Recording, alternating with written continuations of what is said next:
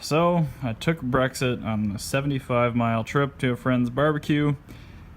Got almost all the way back, about 1,000 feet from home. The shift linkage decided to completely fall apart, jammed the transmission in 5th gear at a left turn. So I was able to get the car back into 2nd gear manually. Right now the shifter is just totally wonky donk. So I think the bitch clip fell out, unfortunately. And not only that, the starter is completely shot. So what I'm gonna do right now is pull off the charge pipe, the throttle body, the power steering reservoir, and hopefully not the intake manifold, but maybe the intake manifold, and do the starter on this car.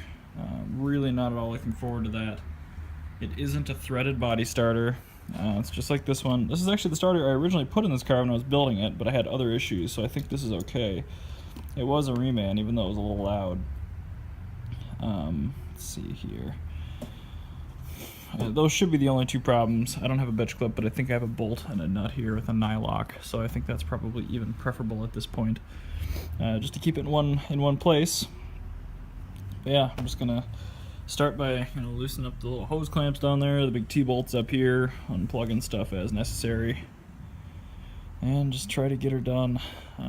I'd like to drive this car once or twice more before the season's completely over. Now that I have the Boxster back, it's the 10-day forecast is showing low 80s the whole time, so even drove the 355 last week. But right now, Brexit's in my way of using the red M3, which is dumb.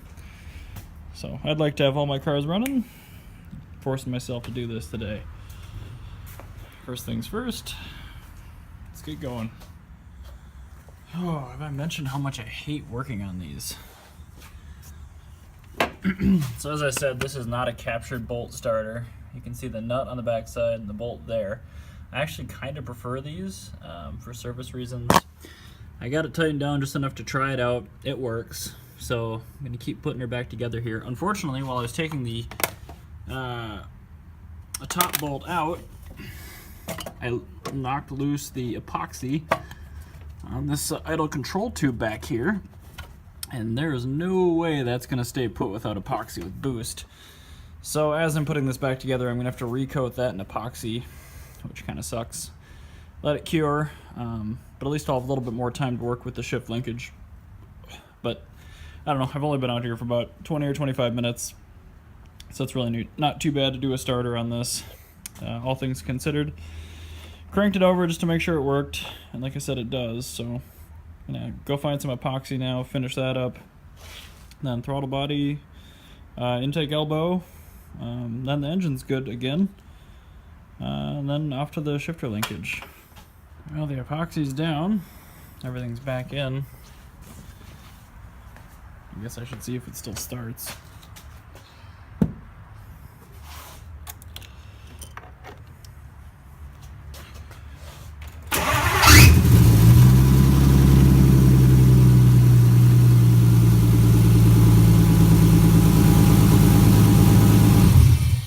Well, that's a pleasant surprise.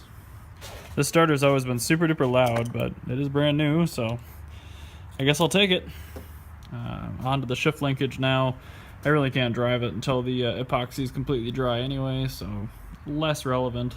But now I gotta jack stand this thing up, get underneath, and see what I can do. At some point I do also have to replace the fuel pump. It isn't really exhibiting problems right now with 10 psi in the stock 318 pump, which is kind of amazing. But this one, not only is it a 318i pump designed for 100 horsepower, it's also pretty noisy, so I'd rather not go lean and blow this thing up. I actually got a pump in a box up there. And I have a Walbro sitting around somewhere, but I'll probably just go with the Chinese one. That was like, I don't know, 20 bucks or something like that. 340 LPH. Should be good. So, yep, that's all for today on Brexit, but at least we got the starter in. Hopefully I don't have to do that again.